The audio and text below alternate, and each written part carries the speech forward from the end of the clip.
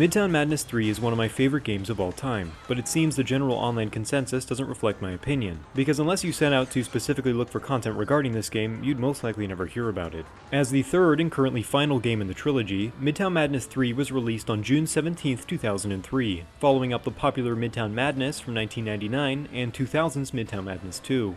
Developed by Digital Illusion CE, also known as DICE, and published by Microsoft Game Studios, Midtown Madness 3 is the only game in the franchise to be exclusively released on the Xbox, as the two previous games were only available on PC. The series is best described as metropolitan arcade racers, meaning that most, if not all of the racing is done while weaving around traffic in dense urban centers, which you could also call midtowns if you're so inclined. Really, the contents of the game are best summarized by the opening cutscene, which has been playing in the background.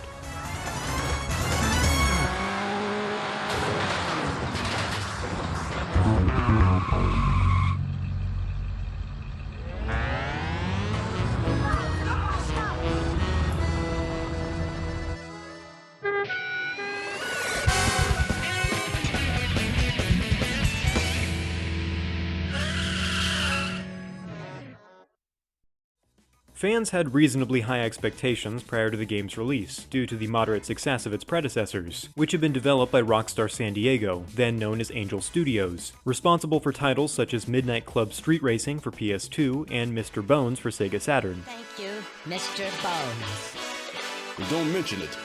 Now, I gotta get out of here.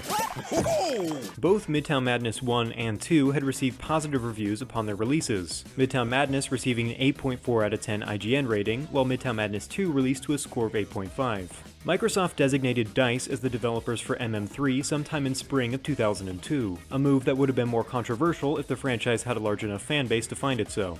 Thankfully for everyone, upon release, Midtown Madness 3 amassed a Metacritic score of 76 and an IGN of 8.7 out of 10, being praised for its impressive graphics, open-world environments, and entertaining gameplay. While there aren't any official sales figures available for the game, it proved to be quite popular, and was featured alongside Halo Combat Evolved in an Xbox bundle deal in 2003. As one of the first games to fully utilize Xbox Live, MM3 allowed for players and their friends to race or explore the open world together. Unfortunately, Xbox Live for the original Xbox has been shut down for over a decade at this point, so I was only able to experience this aspect of the game vicariously through old YouTube videos.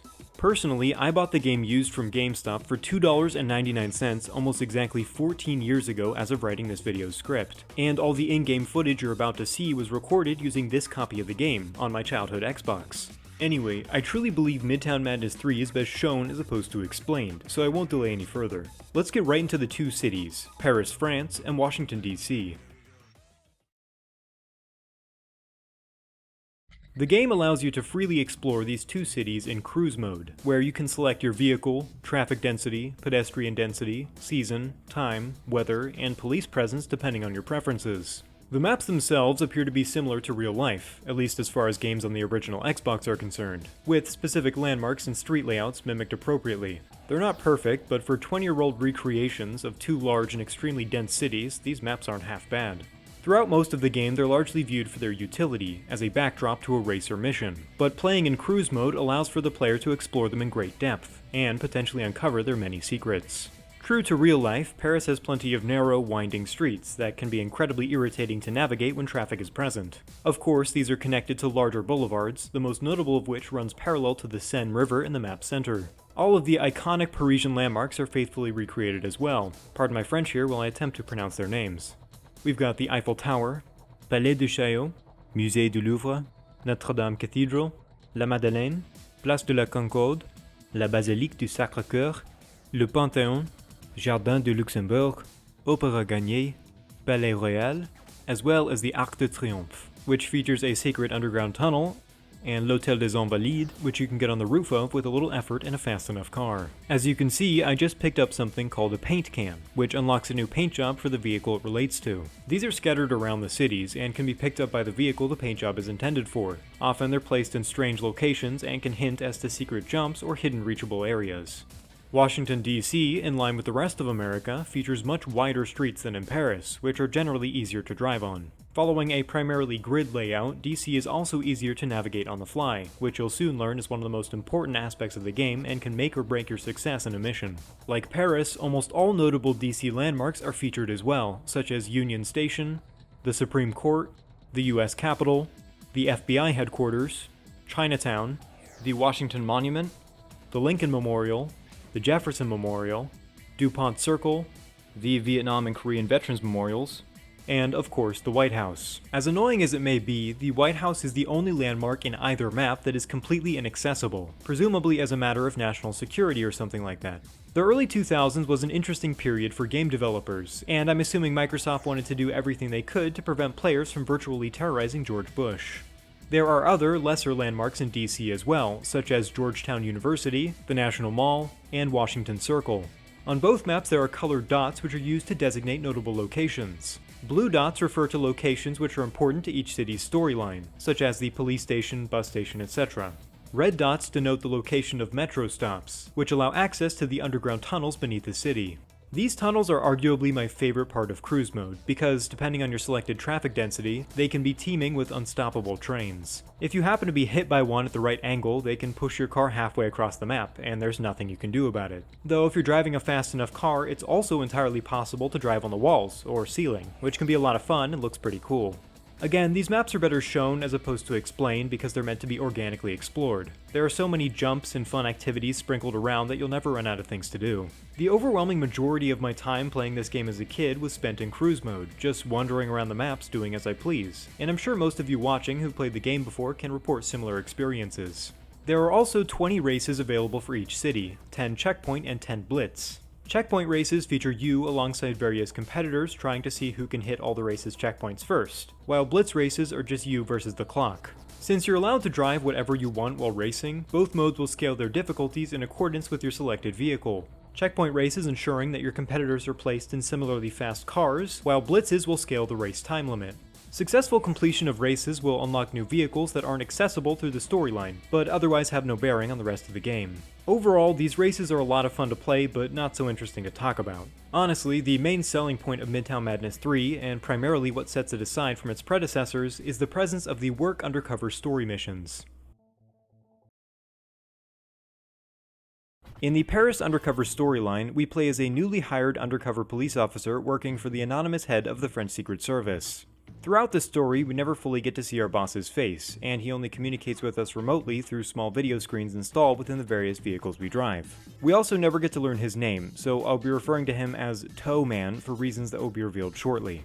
Even though we've already been hired by the Secret Service, for some reason we still have to earn our badge, which Toe Man says we can do by protecting a German race car driver named Dieter Kleinman. Kleinman is going to be arriving in the city soon to receive a Lifetime Achievement Award, an award that's given to congratulate someone on their overall achievements as opposed to one in particular. And apparently he has such a rabid fan base that people will stop at nothing to get near him, or as Toman puts it, fans come from all over the world just to see Kleinman, to hear him, to smell him. Our first undercover assignment is to pose as a delivery driver, so we can gather information by delivering packages to people, I guess. Before getting into the game itself, we get to meet two new characters, the first of which is Mr. Hysteria, the owner of the delivery business. Hello there, and welcome to your new job as a delivery driver. I'm not going to say anything about this guy, I'm just going to let that clip speak for itself.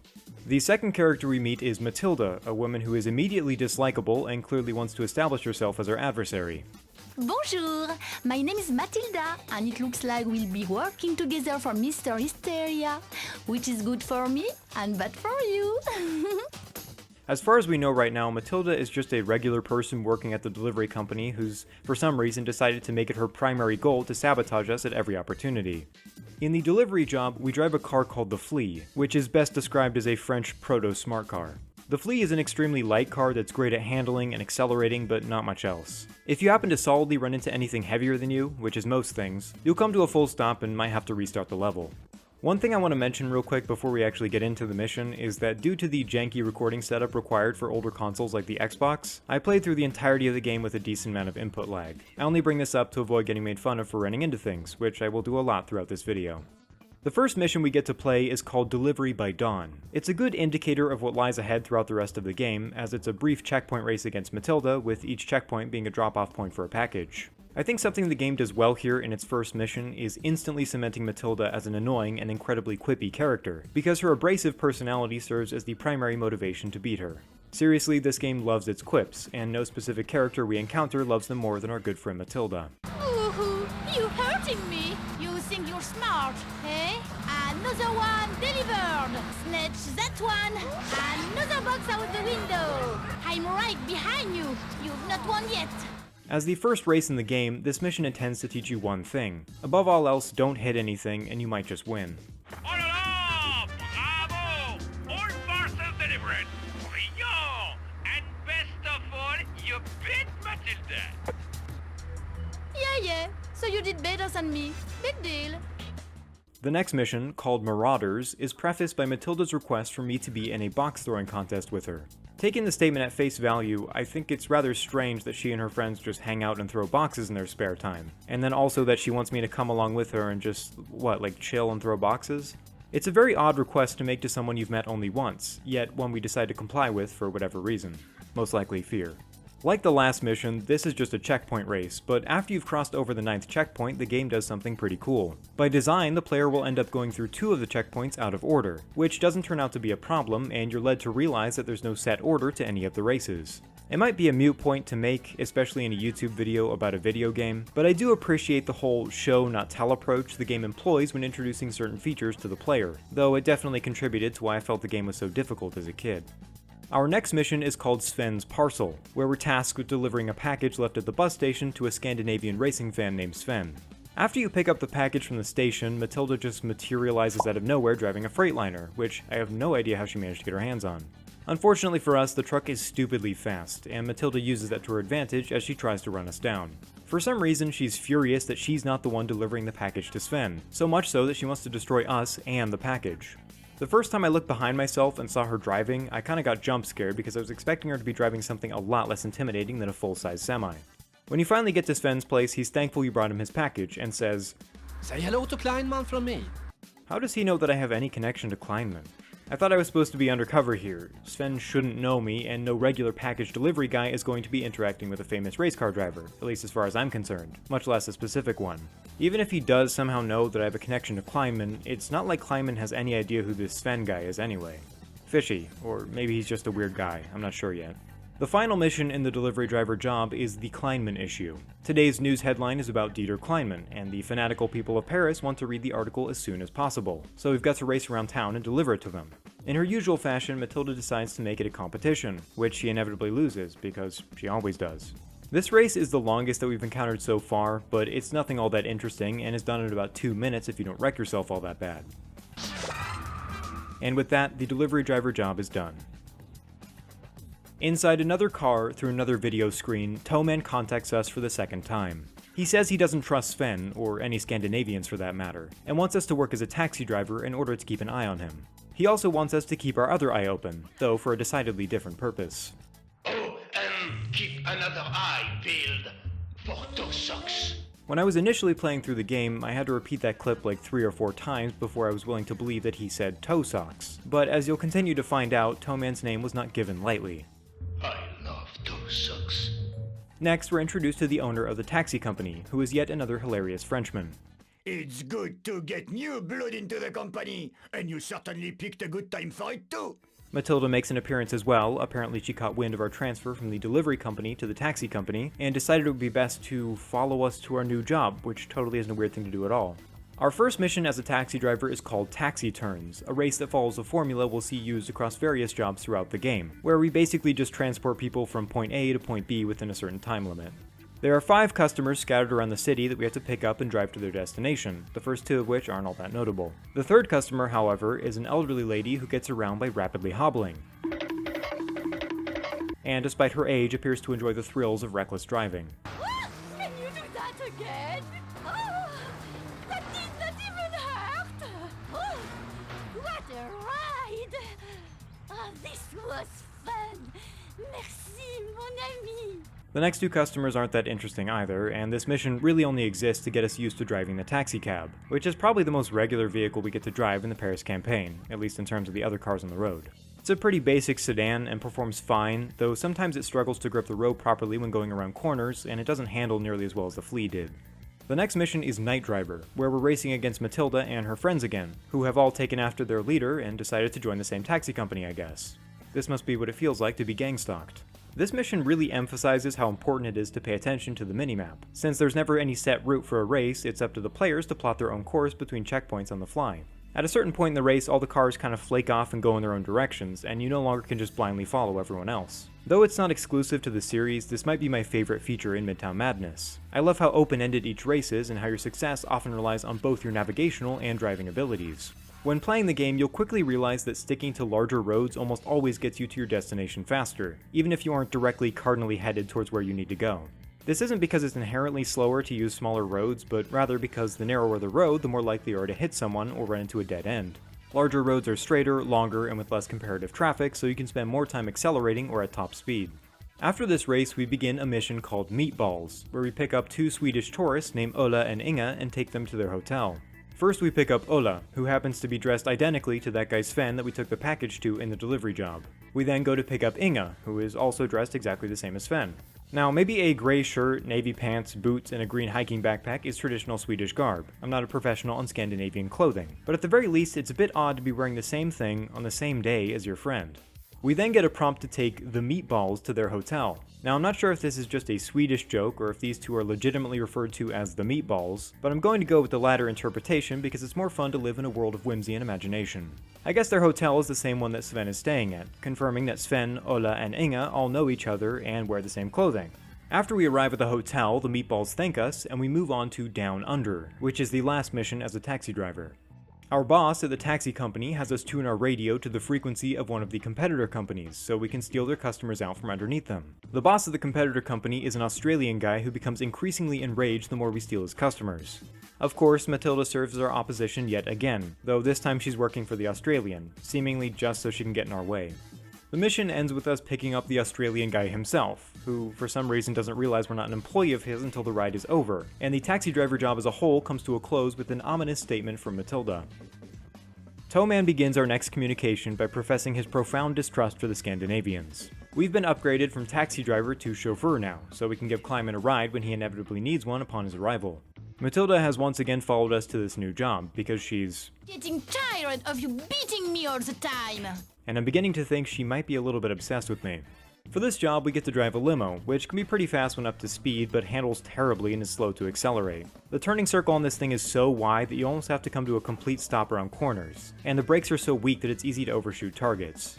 The chauffeur job begins with In Hot Pursuit, a race against the clock where we've been hired by Sven, still wearing the same clothing, to take him to the bus station. Shortly after he gets in the limo, we're informed by a litany of police officers that Sven is, in fact, a wanted fugitive. But in order not to break our cover, we've got to comply with Sven's commands and run from the police. Once we arrive at the bus station, along with multiple pursuing police cars, Sven begins to say something but is cut off by an approaching officer. I'm not sure if he recognized us from the delivery job or not, but again, he asks us to relay a message to Kleiman for him, though this time he gets cut off before we learn what that message is. The next mission, Graduation Day, is a short race where we drive two graduates around as they egg me on to race against Matilda, who is driving another limo with two other graduates inside. I'm gonna assume that these are elementary school graduates based on their voices, because there's no way that anyone over the age of 13 sounds like this. Driver, follow that limo! Even faster, driver! That's it! Beat them! After the race is over, Matilda says the only upbeat thing we ever hear her say, which I'm going to assume is because the previous few minutes of child endangerment made her happy. Our next chauffeur mission, Kleiman's arrival, finally brings the character of Dieter Kleiman into the city, and we're tasked with picking him up from the bus station and transporting him to the Palais Royal. When we arrive at the bus station, if you pay close attention to your minimap, you'll see a cyan arrow, which up until this point in the game has either denoted the presence of Matilda or another NPC. When we drive closer, the game physically points an arrow at a bus next to Kleiman's pickup spot, as it does for competitors during races. So we can safely assume that either Matilda or one of her friends is working as a bus driver, and just drove Kleiman into the city from somewhere else. Now, it's equally as possible that this arrow's only here because the Paris City bus is a drivable vehicle, and in order for it to be present in the level, it has to be driven by an NPC. You can't just have it sit there without anyone behind the wheel. But we'll wait for the story to unfold a little more before coming to any decisive conclusion. When we reach the Palais Royal, as Kleiman gets out of the vehicle, he says, Danke, mein Freund. Have a nice day. But the subtitles below say, I have sauerkraut in my lederhosen. You gotta love the writing in this game.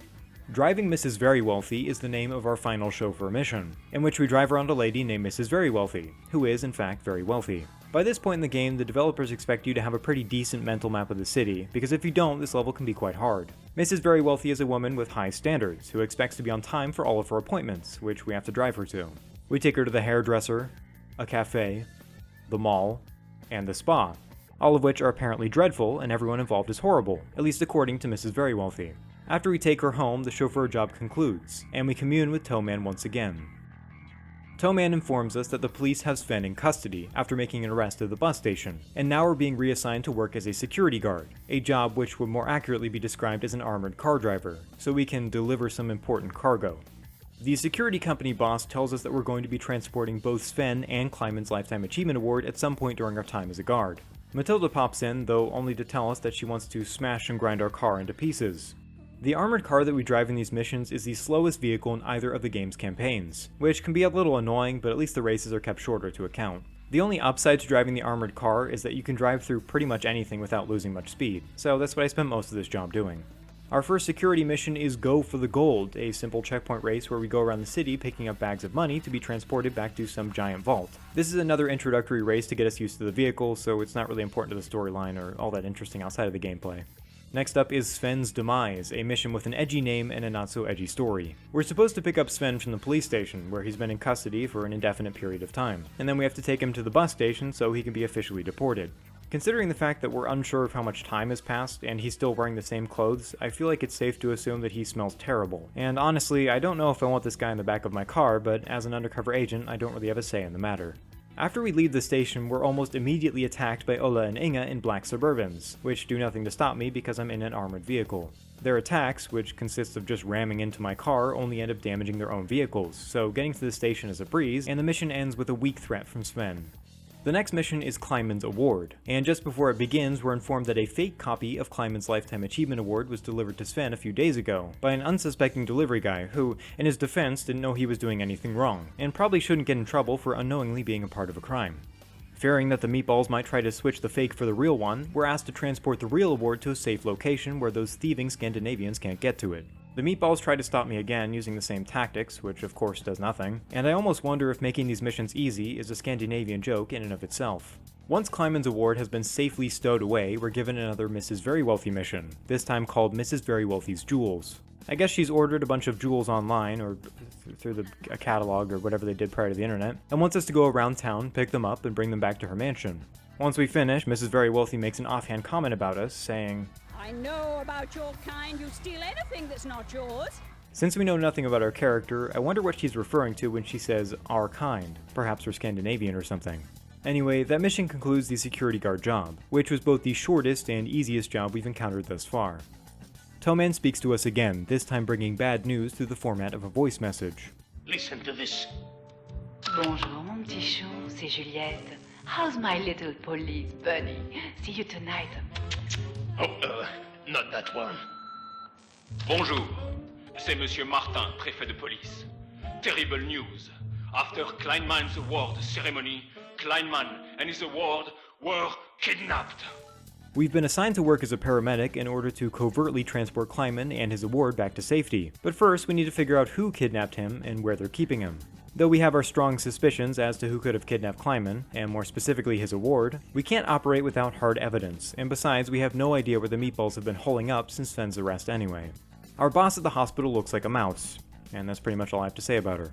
Matilda shows up again, this time to tell us that she gives up and that cards are stupid actually, but I'm inclined not to believe her considering her obsessive personality. Either way, I guess she's out of the picture from this point on. The ambulance feels quite fast after dealing with how slow the armored car was, but when compared to other smaller vehicles, it's nothing all that crazy.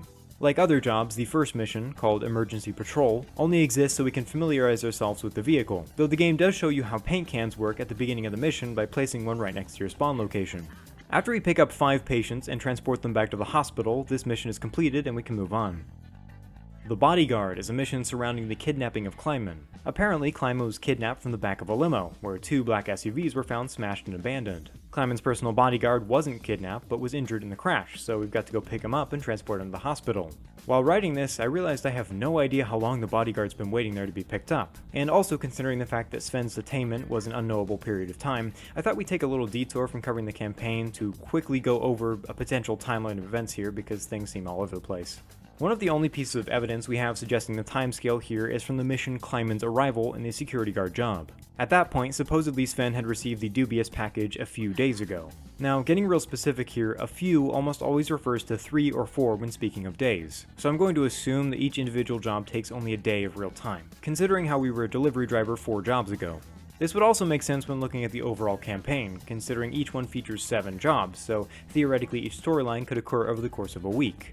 In the game, there are only 4 potential times for a mission to occur: morning, noon, evening, or night, all of which are visually different enough to easily identify. Now, if that's the case, and considering that we were informed of Kleinman's kidnapping at the beginning of the paramedic job, this bodyguard has been sitting at the scene of the crash for only a few hours, since the mission to go pick him up still happens in the morning. So we're a little late, but not enough that this man died, and that's all good and fine, but I still have one question. Why are the trees orange? Well, I can't answer that right now, I can later, so I want you to at least give the question a fleeting thought while we return to the paramedic job. After we pick up the bodyguard, he really just spells out what happened at the scene of the crash for us. As we've already guessed, the meatballs smash into the limo and kidnap Kleinman and his award, taking them to some kind of safe house in an unknown location. Moving on to the next mission, downtown collapse is by far the hardest in the paramedic job. Another ambulance got into a wreck while transporting a patient, so we've got to get to the scene of the crash and get their patient to the hospital ASAP. There's pretty much no room for error in this mission, which both makes it challenging and fun. The patient sounds like he's in genuine pain while you're driving, and you get a small moment of clarity as you realize that your character is actually doing some good in the world, but it does nothing to offset how many people you've probably slaughtered while just casually cruising around town. I don't even know if our character is concerned with morality, but it's a strange feeling helping people in a game which emphasizes destruction and recklessness. Saving Mrs. Very Wealthy is a race to take Mrs. Very Wealthy to the hospital after she broke a finger. Good heavens. She complains the entire ride, as she likes to do, and the paramedic job ends with her insulting my social status. Not bad for someone of your social status. Towman says that the police have tracked Inga's location, and they need me to help them in order to make an arrest, so we finally get to receive a badge of some kind and are assigned to work as a Parisian police officer. The Paris police chief is a no-nonsense man who doesn't say much, and now that Matilda's out of the picture, we basically get to jump right into the missions. The police car is quick to accelerate with a fairly high top speed, but it really sucks when it comes to handling. It's not that it's slow to turn, but rather that it turns too quickly, and that combined with the clunkiness of the original Xbox controller makes it extremely hard to gauge corners. The first mission is French Street Blues, a race which introduces us to the police car by having us go around town and pick up suspects to be transported to the police station. Our first pickup is a bicycle thief, who despite looking like an adult man, sounds like a toddler. I'm not scared of you, Papa. You are stupid and you smell. Based. We also pick up a punk girl, a frightened burglar, a fruit thief, and an esteemed gentleman. Once these filthy criminals are behind bars, hopefully awaiting their untimely executions at the hand of the state, we get to move on to the next race, Inga's Escape.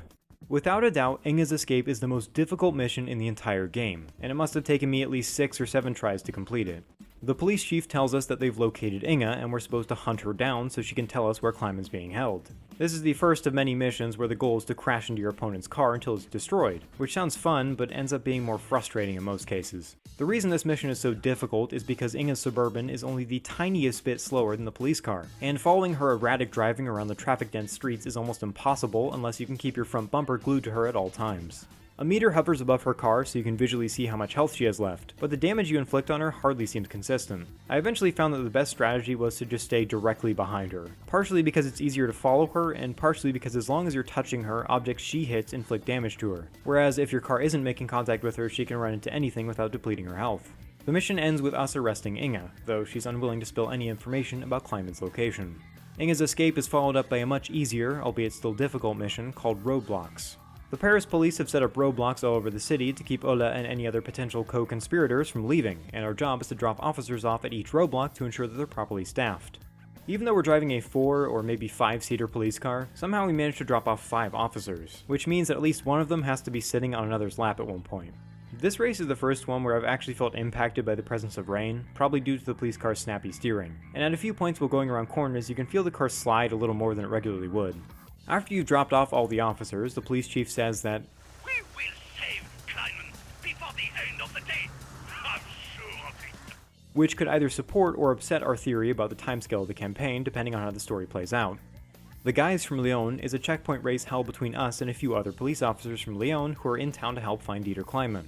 They claim their department has better drivers than our department, so of course we have to race them because police can do whatever they want without any consequences, and it's fine to stage a full race around the city, in traffic, while Kleinman is still kidnapped in an unknown location being held by Ola. However, once we forget about the immediate danger that Kleinman is currently in, the race itself is pretty fun, and we get to spend a considerable portion of it on the motorway, where it's possible to max out your top speed.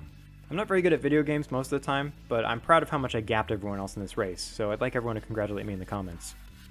With Inga in custody and the roadblocks in place, Toman finally makes us an official special agent of the French Secret Service. His specific plan for us is to catch Ola, save Kleinman and his award, and bring back some toe socks, which I have yet to see in the game. As a special agent, we work directly under Toman now, so beginning the first mission, he gives us a small inspirational speech. Do it for me, for Paris, and for the toe socks. In the special agent missions, we get to drive an Audi TT, which is a relief to be behind the wheel of after dealing with the police car's erraticism.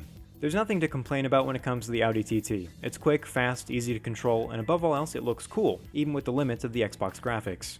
Scandinavian Shadow is a mission where we follow a tracker the Secret Service has installed on Ola's phone. We're supposed to tail him from a distance in order not to be seen, but since this is the original Xbox and the game doesn't render all that far ahead of you, it's best to stay about 4 or 5 car lengths behind Ola, or else the game will think you've lost track of him. At one point, Ola gets paranoid that he's being followed, so he ducks into an alley and we have to avoid being seen by him. But eventually he leads us to his hideout where we suspect Kleinman and his award are being kept.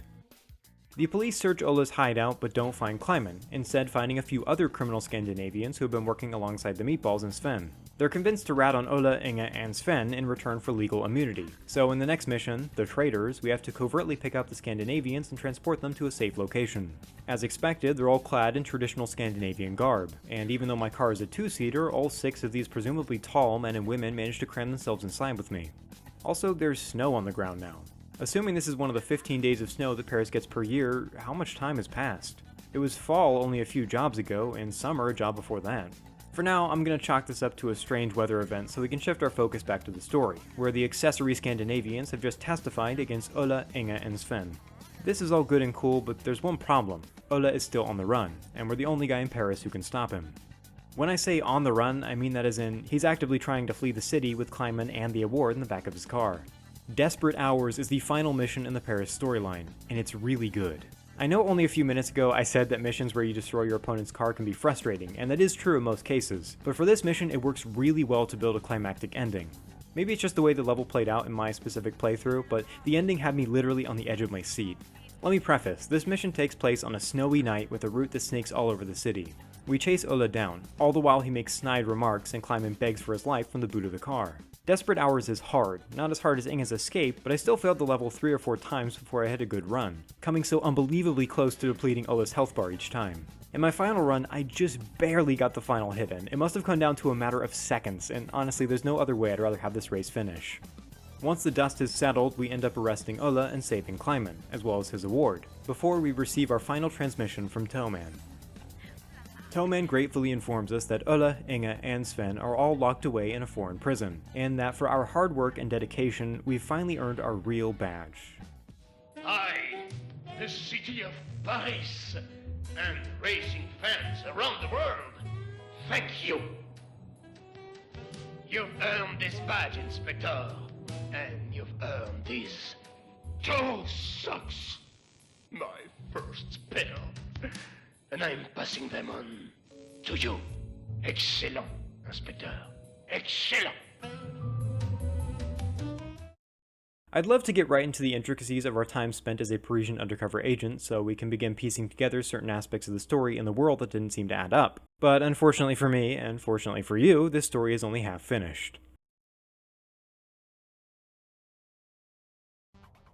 In the Washington, D.C. undercover storyline, we play as a private eye in training working under yet another anonymous boss, this time one clad in a 40s-style trenchcoat and fedora.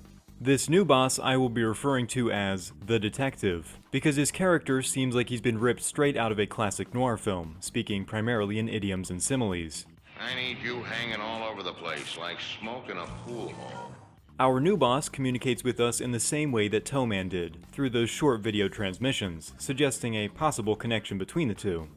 During our first interaction with the detective, he informs us that two prominent film directors, a couple of brothers named Michael and Stefano Tortellini, are in town to film their new movie, The Quick and the Slippery.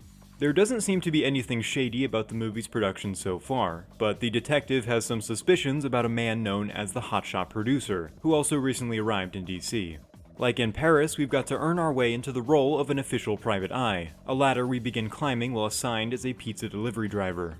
Before we can get behind the wheel, we get to meet the owner of Real Dough Pizza Company, a stereotypical Italian man who takes great pride in his pizzas. Apparently, the mere presence of the Tortellini brothers has had a profound impact on DC's pizza economy, and demand has increased considerably now that they're in the city. Based on the video clip the detective showed us, neither of the brothers appear to be overweight, so I highly doubt they're the ones eating all the pizza. With the little evidence we have so far, I can find no other explanation for this phenomenon outside of the fact that the brothers' intense Italian-American auras must radiate on a scale large enough to influence an entire metropolitan area. Right as we're about to move on, feeling comforted by the pizza man's soothing Italian accent, "My pizzas are a work of art, so I expect you to treat them as such, capiche?" Our tranquility is upset by the appearance of a new adversary, a woman named Angelina. Angelina is to DC what Matilda was to Paris, though instead of the passive-aggressive attitude Matilda held, Angelina's personality is an overtly aggressive one. She doesn't even try to pretend she likes us, a sentiment she makes very clear within the first few seconds of meeting her.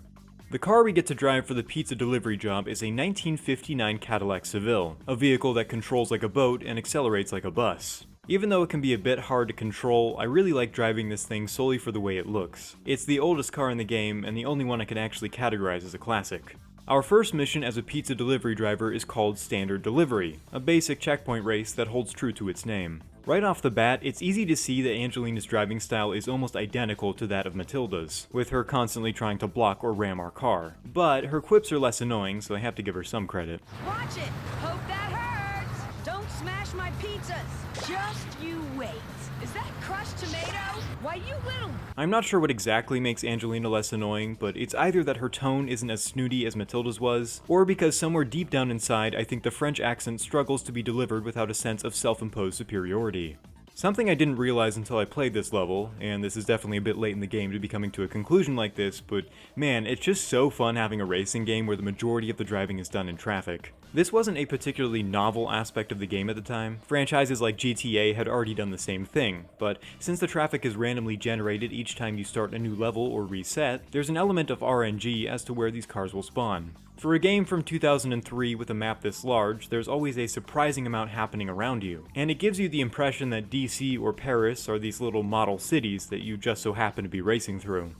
Angie's Mess is our second mission in DC, and the first in which we bear witness to Angelina's true unbridled rage. Somehow, she managed to deliver a cold pizza to the Tortellini brothers, likely the result of her getting lost for somewhere in the ballpark of an hour. I only say this because I've previously worked as a pizza driver myself, and even without using an insulated bag, it's pretty hard to deliver a cold pizza. Anyway, we have to cover for her mistake by delivering a fresh pizza to the brothers, an action that Angelina feels makes her look bad, so she tries to get back at us by destroying company property and making herself look even worse.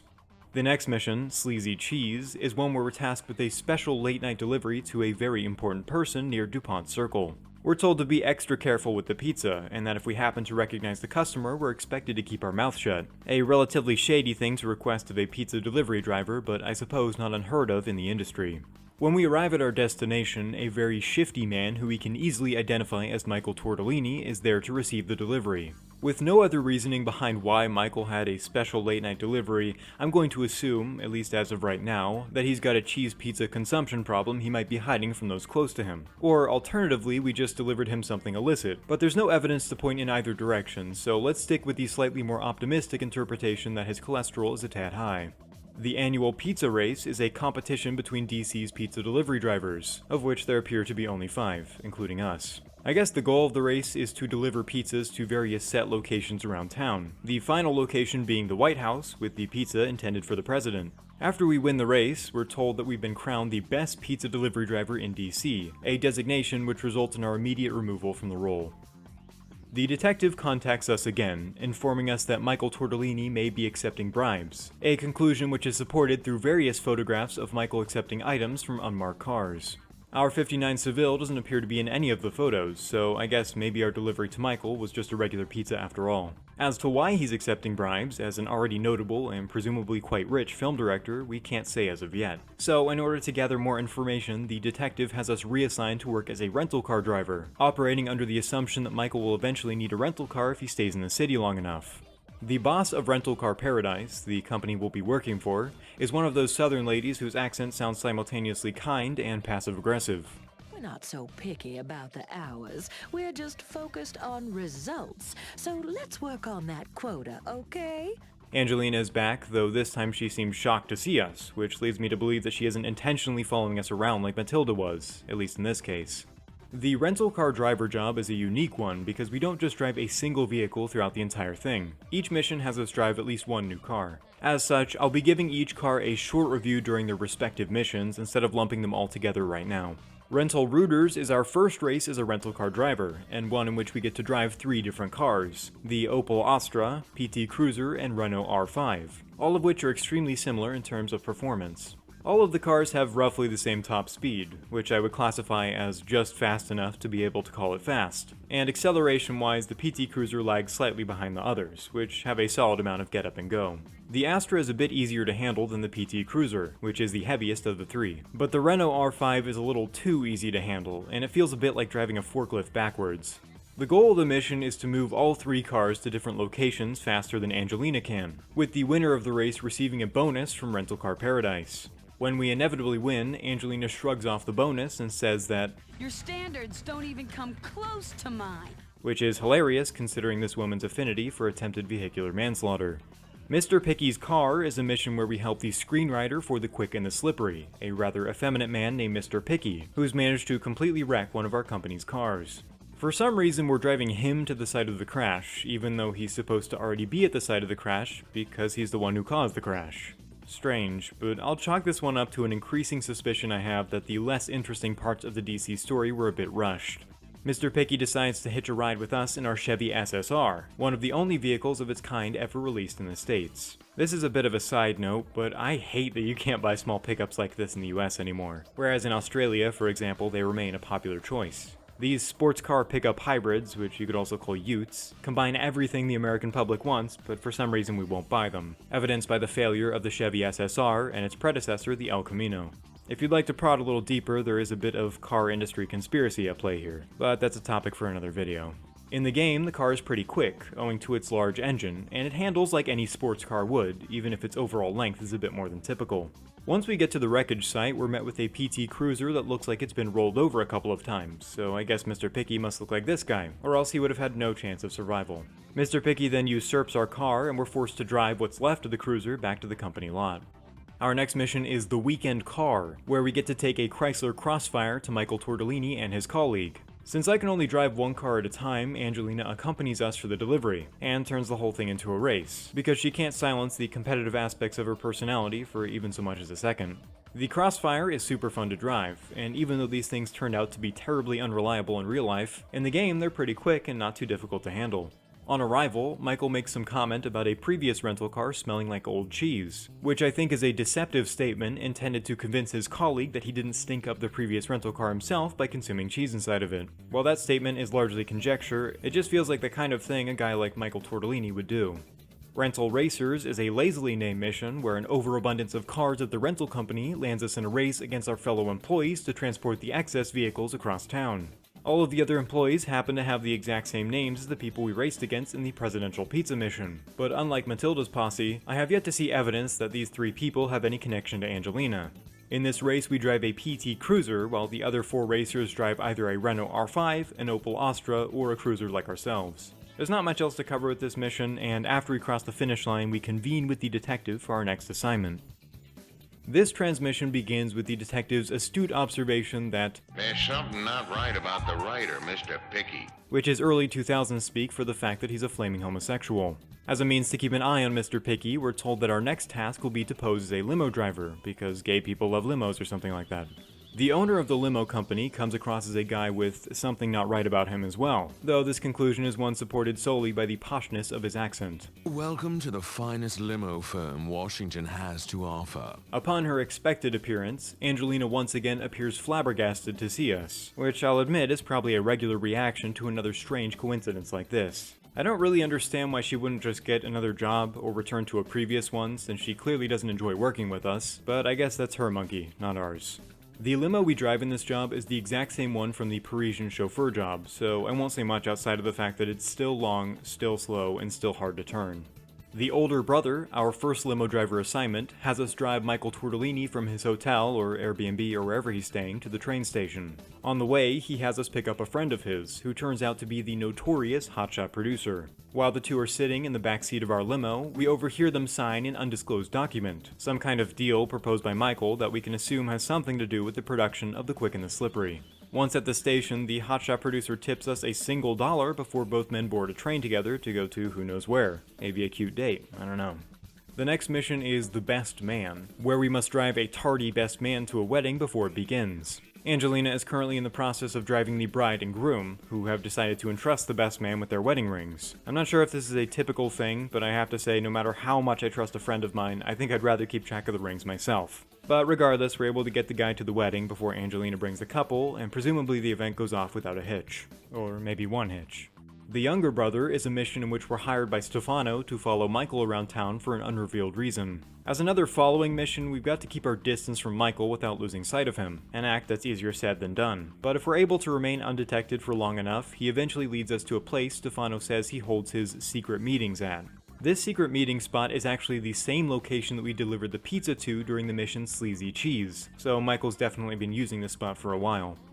Picky and Fluffy is a mission which mirrors driving Mrs. Very Wealthy from the Paris story, and like that mission, we're tasked with driving Mr. Picky, along with his evil dog Fluffy, around town to 4 different dog shows, where Fluffy inevitably ends up attacking someone and we're forced to leave.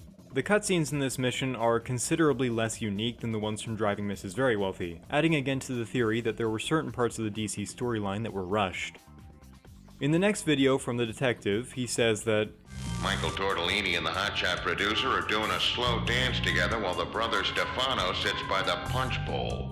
Which means that, I don't know. I don't know what that means, actually.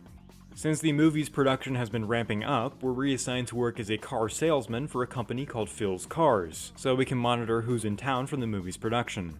We then get to meet a guy who I assume is Phil, a man who looks like the result of a facial symmetry test. You're following me, aren't you? Do you seriously think you're better than me at this? I'm starting to think that we might actually be following Angelina around instead of vice versa, which recontextualizes our position in the story a bit, but I'll touch on this more later. For now, we've got to start our new job selling cars to the good people of Washington, D.C. Like the rental car storyline, as a car salesman we get to drive various cars throughout the job, which no longer feels like a unique thing. I'm beginning to get the idea that the car salesman and rental car storylines exist only to feature certain cars in the game for licensing purposes. Like the developers had completed the Paris story and then realized that they didn't have enough jobs to feature all the cars, or that they didn't get the right to feature some of them until late in the game's development. Either way, it ends up feeling rushed and a bit uninteresting, but that's just my opinion, not objective fact. Sell That Car is our first assignment, where we give test rides to 3 prospective customers in a Hummer. Note how I said test ride, not test drive, which means that all 3 of these poor souls are stuck in a massive car with us for a chaotic trip around the neighborhood. We drive a cowboy, a wannabe actor, and a surfer, all the while racing against Angelina whilst she buses around 3 customers of her own. The Hummer is an interesting vehicle to drive, mostly because of its width, which can make it hard to weave in and out of traffic. Thankfully, it's not so fast as to make it impossible to avoid collisions, and its durability is high enough that most crashes don't matter anyway. The mission ends with Phil congratulating us for making a sale, even though all we did was recklessly endanger our potential buyers, but I suppose the ability to do so is one of the major selling points for a Hummer. The next up is Michael's Scouting, a mission where we give Michael Tortellini a test ride in a Dodge Viper SRT10, by far the fastest vehicle we've had the opportunity to drive so far.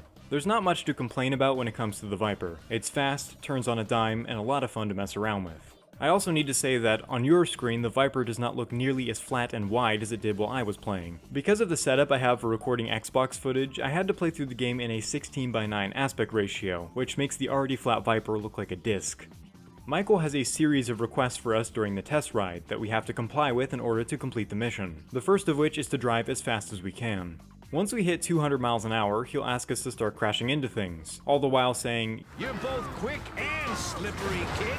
What I find interesting about him saying this isn't so much the words themselves, but his decision to emphasize the word "and." It's not "you're quick and slippery, kid," it's "you're quick and slippery, kid," which, if we allow ourselves to think about the words, makes them a whole lot stranger to say to someone, especially if followed up by calling that person kid. But that's largely besides the point, and also Michael is a weird guy, so we don't bat an eye when he recognizes Angelina in a passing car from half a football field away, and then asks us to race her back to the car lot. After we beat Angelina, Michael says he'll give this some serious thought over a plate of cheese. Diva Manners is our next race, where we give a test ride to one of the stars of the Quick and the Slippery in a Corvette Z06. Shortly after the ride begins, he asks us to drive as fast as we can, an action that results in us being tailed by police. Because we can't blow our cover, we continue to follow the movie star's directions, even when he tells us to outrun the cops. Once we manage to evade them for long enough to return to the lot, we're rewarded by the movie star's promise not to sue us for damages. Mr. Picky's Trade is a mission where we have to give Mr. Picky's car, a pink 59 Seville, a test drive in order to evaluate its trade and value. As a shorter checkpoint race around town without Mr. Picky even in the vehicle with us for dialogue, this race is somewhat boring, and upon its conclusion we're met with only a mildly happy Mr. Picky. And on that note, we can put the car salesman storyline to a rest, and get into a role that's a little more interesting. Based on the paperwork involved with the Viper we sold to Michael, the detective deduces that he and the hotshot producer have been in talks for some time, without Stefano's involvement.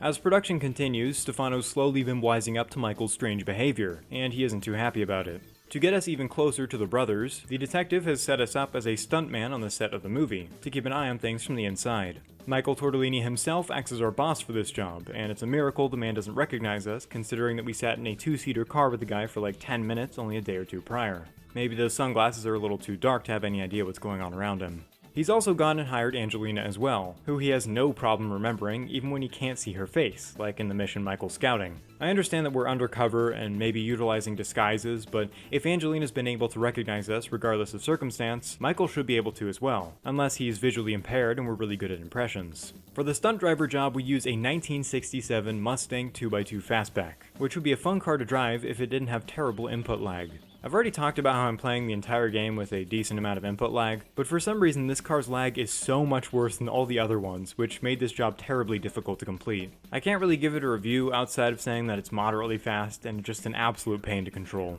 The Quick is a mission where we're filming a scene where we follow a predetermined stunt track around the US Capitol and other nearby landmarks. At a certain point, Angelina comes into the scene driving another Mustang that we're supposed to beat in a race. Thankfully for both of us, losing is something Angelina's quite good at, even when she isn't trying, so the mission ends with our expected victory. After the race is finished, Angelina says, "I'll stunt drive all over his if he keeps talking to me like that." Which you think would incentivize Michael to keep talking like that, assuming she's using one of the most common four-letter swear words. The Slippery is a mission made so difficult by the input lag that it took me at least a dozen attempts to complete. With a total of 22 checkpoints and a route snaking through the center of DC, this race was exhausting, but not entirely unfun. The premise is that we're auditioning for a cop chase scene, so during the race we're being actively tailed by a police officer that we're supposed to keep a healthy distance from, all the while racing against Angelina and her own ensuing police car. Michael must have some serious money to blow, because the only reason Angelina and I are both involved in this audition is so that one of us will impress Michael enough to be cast as the driver in the movie, even though we've already both been in the movie and he could just judge us based off of our previous performance, but I guess not.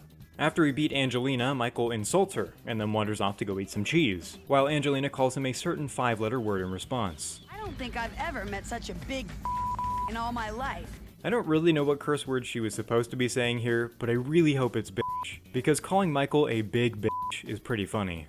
The Chase, our next mission, allows us to finally get some revenge on Angelina for all of her transgressions against us. Michael's filming a getaway scene and we're cast to drive a Mustang in the position of the pursuing car, with Angelina in a Seville as our target. Our goal is to crash into her as many times as we can. The speed difference between these two cars is drastic enough that it completely negates how terrible the Mustang handles, though even if we were driving another Seville, there's no way Angelina would stand a chance against us.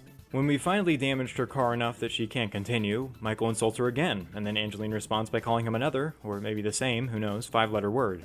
Production cuts is a race between us and the other stunt drivers working on set. Michael says that he needs to fire some of the drivers, and as such makes us race in order to keep our jobs, which I'm pretty sure is against the law.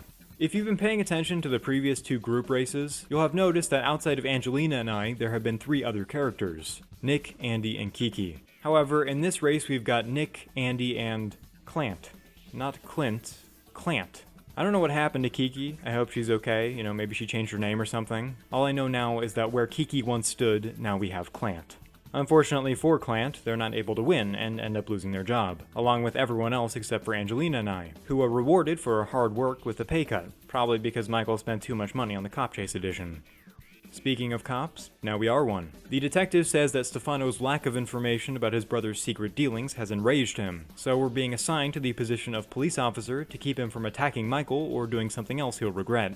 When we meet with the police chief, he tells us that we're being assigned to the toughest district in Washington, which, in the grand scale of places we could be stationed, is really nothing to be scared of.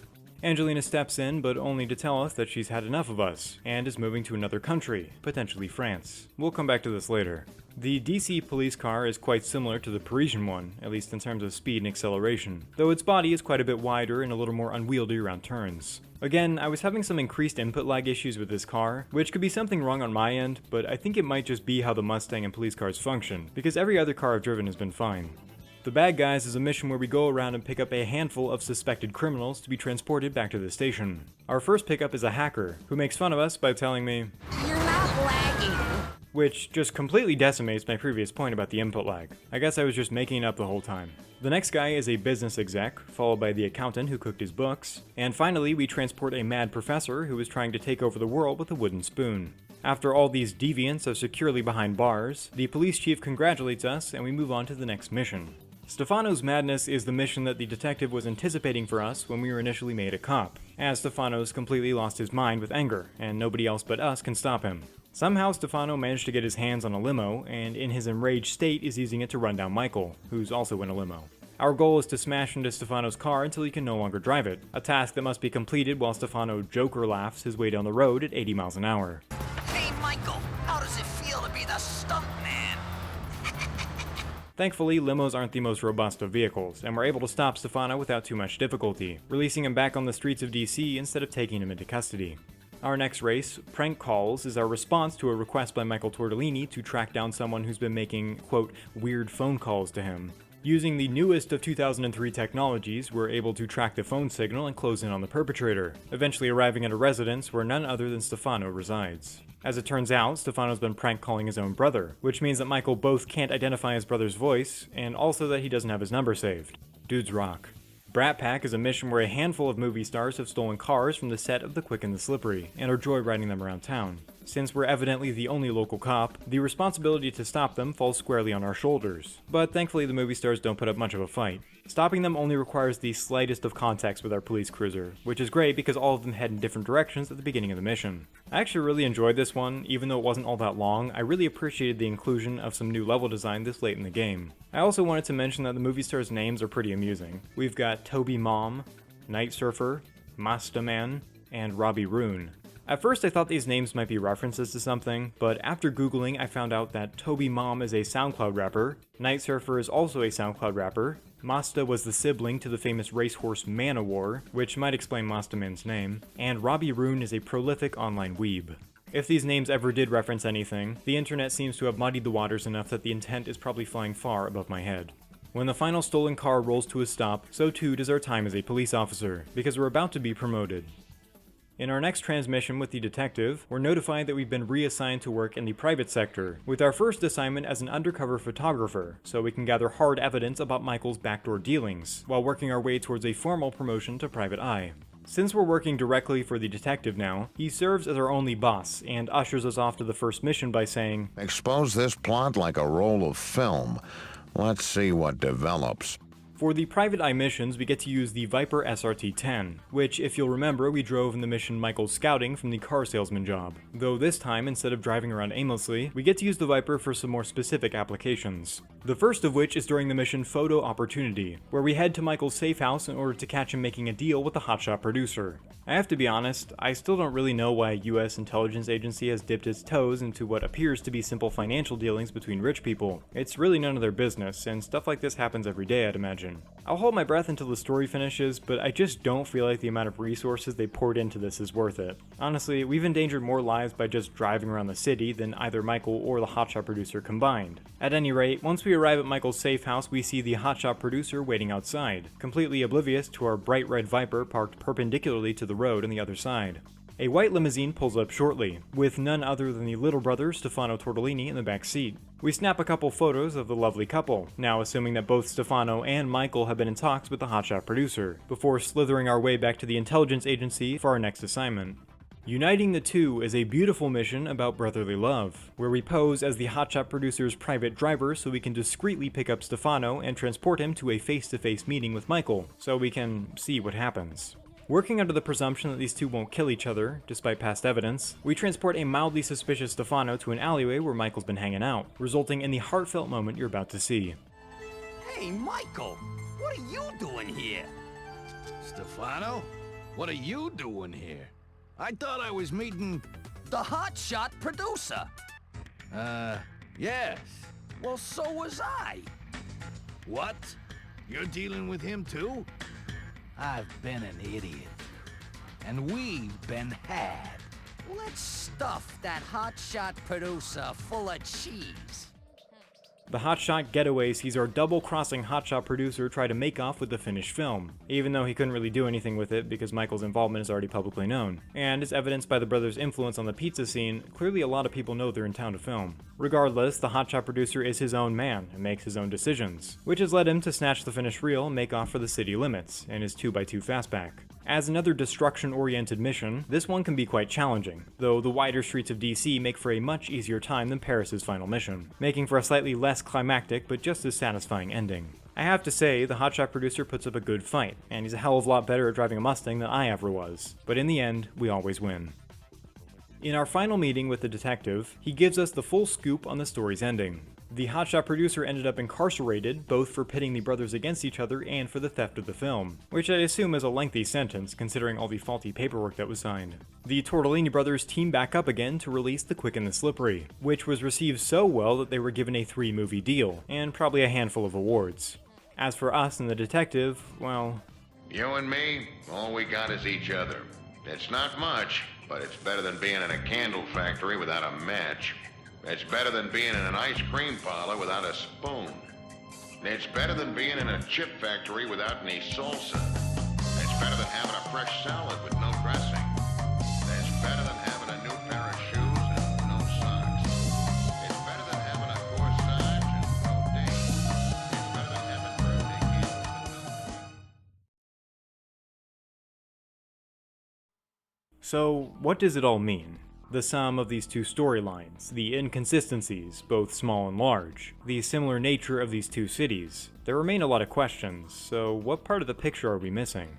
I think the most glaring inconsistency with both these stories is the time that it takes for them to unfold. So I'd like to formally establish a timescale for both of the storylines so we can gauge when events occurred and build an overall picture of how long it took us, in terms of in-game time, to complete each job. Initially, I assumed that each storyline took place over the course of a week, with each job taking somewhere around a day to complete, evidenced by the first mention of time in the game, the loading screen text from the mission Kleinman's arrival. But later, in the Parisian police job Roadblocks, our boss tells us that he believes we'll be able to save Kleinman before the end of the day, which, if he was correct, would mean that each job could take only a few hours. However, while playing, it's difficult not to notice the changing seasons. That could not have possibly occurred over the course of a week if the game's timeline is striving for any semblance of realism. I'm working under the assumption that it is. In-game there are 4 seasons: spring, summer, fall, and winter, each of which is visually distinct from the others. Summer and spring can be a bit difficult to tell apart as they're essentially the same thing, but during summer the color of the pink blossom trees are slightly brighter. The first two jobs in either story occur in the springtime, which I was able to verify by selecting a mission from each of the 4 jobs, and comparing the blossom tree color to the spring preset in cruise mode in identical locations on the map. The next 2 jobs take place in summer. We can verify this using the same method as before. Then we have the fall jobs that are easily distinguished by the turning of the leaves, and the winter jobs, which are the 2 final from either story. Okay, now it's time to get down to the nitty-gritty and start counting days. There are 4 potential times for a mission to occur, as I've already iterated: morning, day, evening, and night, each of which can be distinguished by either the position of the sun or of your shadow, regardless of weather conditions. I looked through every mission and denoted the times each individual race took place at, giving me this big chart of letters, which I deciphered into a range of days the stories could have transpired over the course of. In order to count days, I established a few rules for how we would go about calculating them. As time only progresses forward within the game, a mission must occur at the same time or after the one which preceded it for both of those missions to have happened on the same day. Let's take the pizza driver job for an example, where the first mission happens during the day, the second also during the day, the third at night, and the fourth at evening. We know this job takes at least 2 days to be completed, because we go from a mission at night to a mission during the evening, and since we can't travel back in time, at least 1 day has to have elapsed. Now you might be thinking, okay, that makes sense, but how do you end up with a range of days if calculating how long each job takes is that simple? And that's a great question. Basically, I was and still am unsure whether or not 2 separate jobs can occur on the same day. Let's take the delivery driver job for example, where the final mission ends in the morning. The next job, taxi driver, begins during the day, which means that theoretically the 2 jobs could have happened on the same day, since each mission takes only a few minutes to complete if we take the in-game timers at face value. Another example is the car salesman job, which ends during the day, while the successive mission, stunt driver, begins during the day. A series of events that could have easily transpired over the course of a few hours, since the car salesman job takes only about 13 minutes to complete in its entirety if you add up the in-game timers. However, in between these 2 jobs, the season changes from summer to fall, which could not have happened in a matter of hours, and in this case I'd say there has to be at least a day between the 2. I think the mention of time from the Parisian police mission Roadblocks, where our boss states that Kleinman will be saved by the end of the day, is a bit of a red herring, as the police job ends at night and the special agent job begins in the morning, with a seasonal change from fall to winter occurring between the 2. So I just don't buy that these 2 jobs could have happened on the same day. I'd say that I'm more likely to believe that multiple missions can theoretically take place during the same day than not, excluding examples of seasonal change and timescale irregularities. Considering how our video transmissions all happen while we're driving a vehicle from the previous job, I think it's very possible that the moment we finish a job, Towman or the detective immediately reassigns us to the next one. However, I can't know for sure, hence the range as opposed to a concrete number. For the DC story, I ended up with a range of 10 to 12 days, and for the Paris story, I got 11 to 13. Once again, the ranges depend on whether or not you believe multiple missions can occur on the same day. Now that we've got our timeline established, we need to talk about another discrepancy: the seasons. Since seasonal changes only occur between jobs, I thought it might be possible that large periods of time elapsed during these changes, but I found no evidence to support this theory, save for the fact that it would have taken around 6 to 12 months for the Tortellini brothers to film their movie. Confident in my assertion that these storylines each took place in under 2 weeks, I struggled to find an answer as to why it appeared an entire year, or at least most of a year, had elapsed in such a short time. Brushing off the thought, I decided it would be best to tackle a new problem instead of ruminating on a currently unsolvable one, and as such I moved on to the largest question I still had. Why are these stories so similar?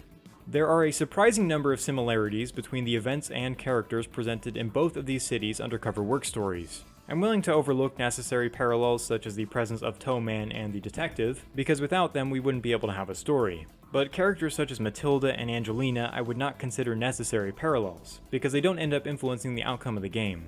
In fact, all the other characters are unnecessary parallels as well, from our various bosses throughout the jobs we work to Mrs. Very Wealthy and Mr. Picky. While this paralleling could be explained by a team of developers that wanted to put their time and efforts into the gameplay instead of the story, because the smaller details of an arcade racing game are largely unimportant, and the written stories were never meant to be dissected because they have no deeper themes or messages, meaning that any conclusion reached given the facts presented will be, at best, almost entirely a guess. Instead, I think living by Occam's razor isn't nearly as fun as entertaining an unfounded and unnecessarily complex theory. Midtown Madness 3 isn't real. So, of course, the timescale and characters don't make sense, because events which unfolded in the game's storyline aren't real either. Yet.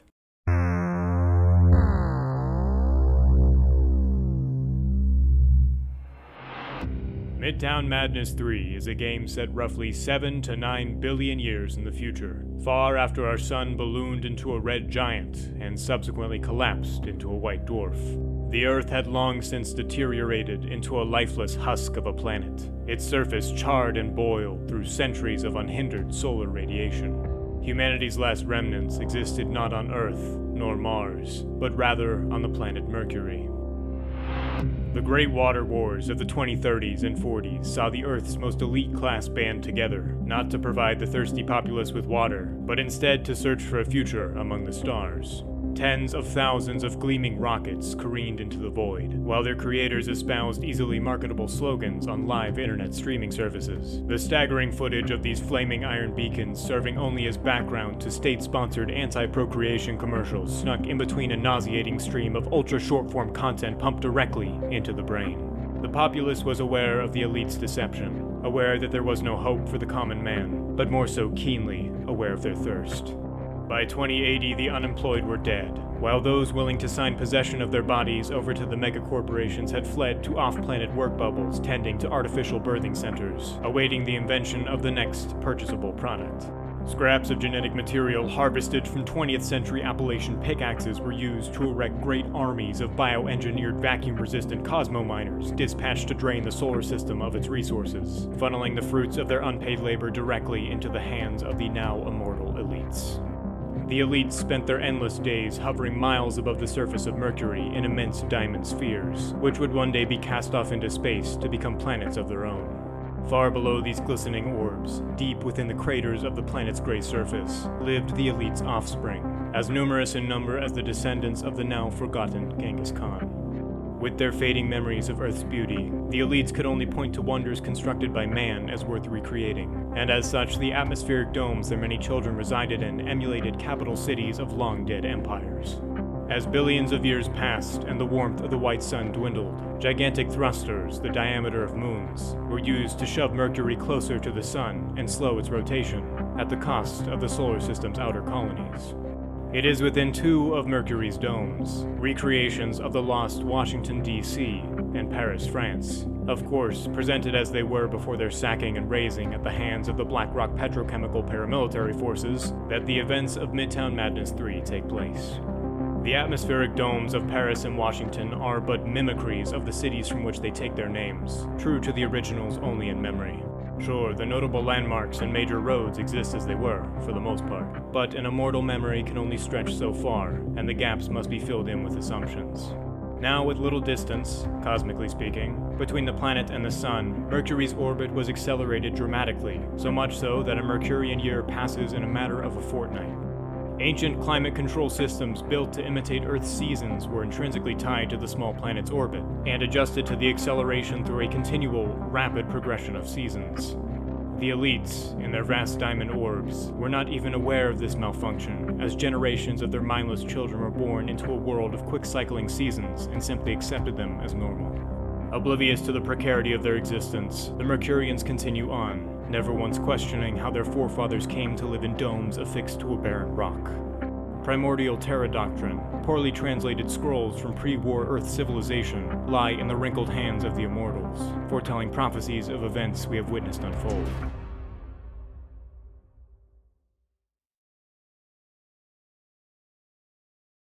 In line with these archaic prophecies, the 2 storylines of Midtown Madness 3 unfold in strikingly similar ways, featuring an uncannily alike cast of characters. As we've already established, each character presented in the story has a parallel living in another city, such as Mr. Hysteria, the owner of the Parisian delivery company, who is a parallel of DC's biggest pizza man, the owner of Real Dough Pizza Company. The rest of the jobs reflect this same paralleling. Even Mrs. Very Wealthy has her parallel with the flamboyant Mr. Picky.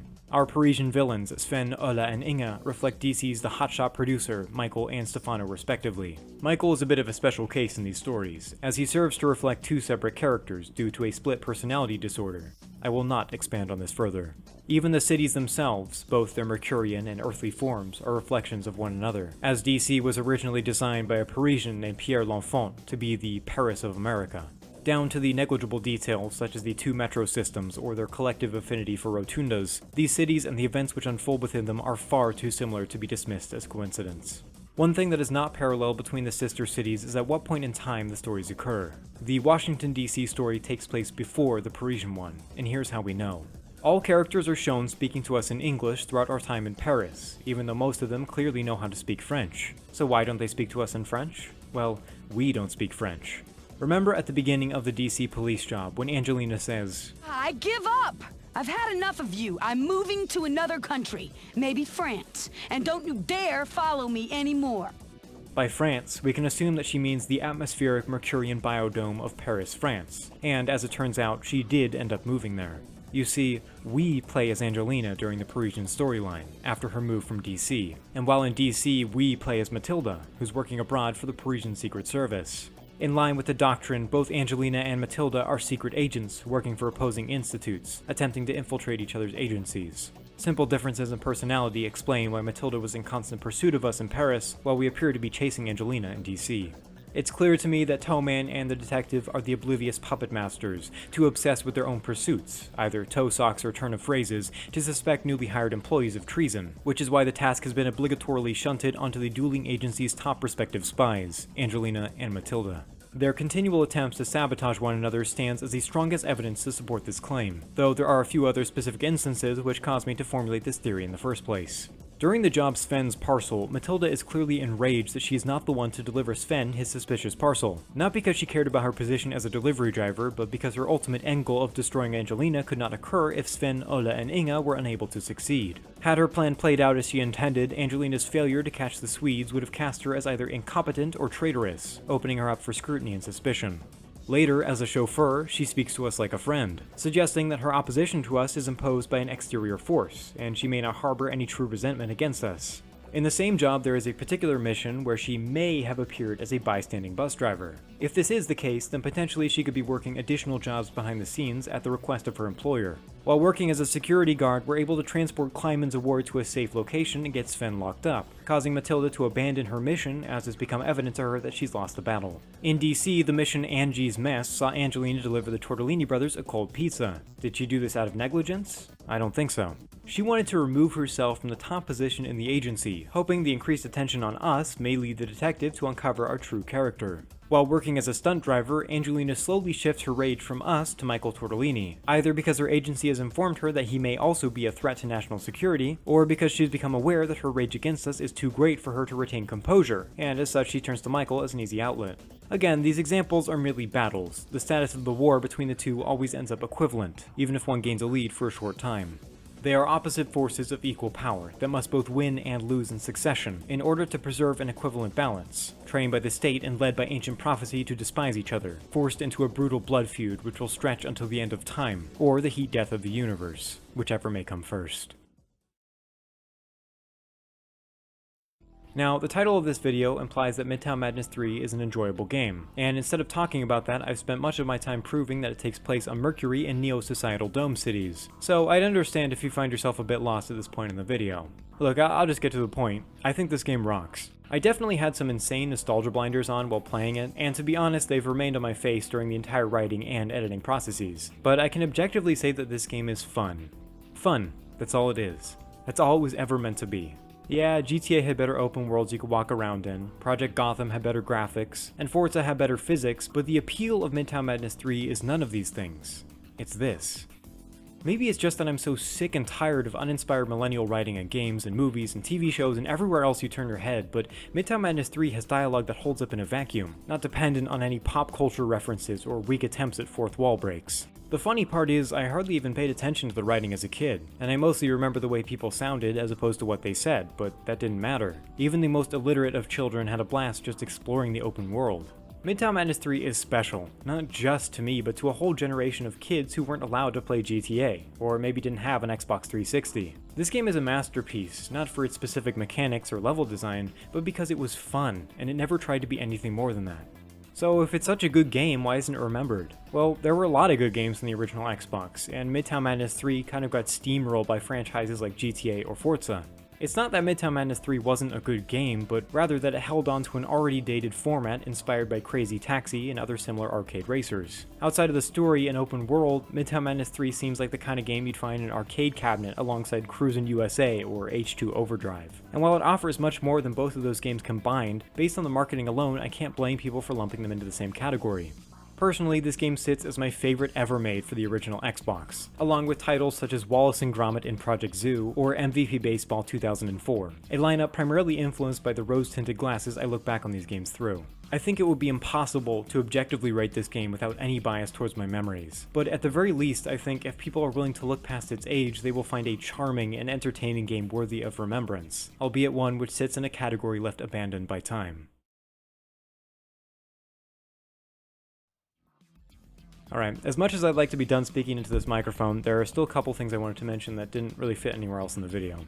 Cheats and secrets. Alright, being a game from the early 2000s, Midtown Madness 3 has its fair share of cheats and secrets hidden around the maps. There are 2 secretly unlockable cars, which can be accessed by collecting 2 paint cans labeled with a bunch of question marks. These are pretty difficult to reach, and it took me quite a few attempts to get it right, but once you're able to pick them up, you get access to the Serpent MK2 and the Asp.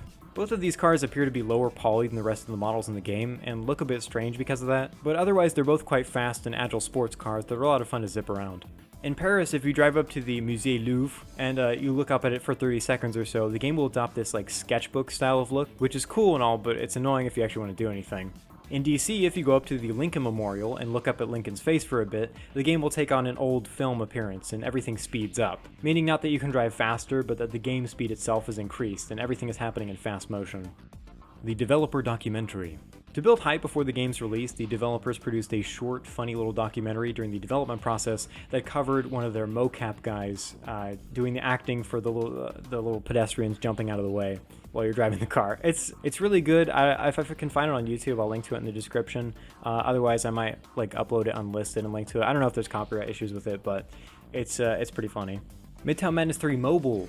About a year after Midtown Madness 3's initial release, Midtown Madness 3 Mobile was released onto mobile devices, which at the time meant flip phones or Nokias or stuff like that. There were actually 2 versions of Midtown Madness 3 Mobile released, one that had 3D graphics for higher end phones, and one with 2D top-down graphics for slower phones, both of which were incredibly simple and featured basic missions on a severely simplified version of Paris. There was also no cruise mode in the mobile editions, but they did feature races and a painfully plain career mode. As mobile gaming was almost non-existent at the time, these editions sold poorly, and it's difficult to even find footage online, especially for the 2D version, which I could only find screenshots of.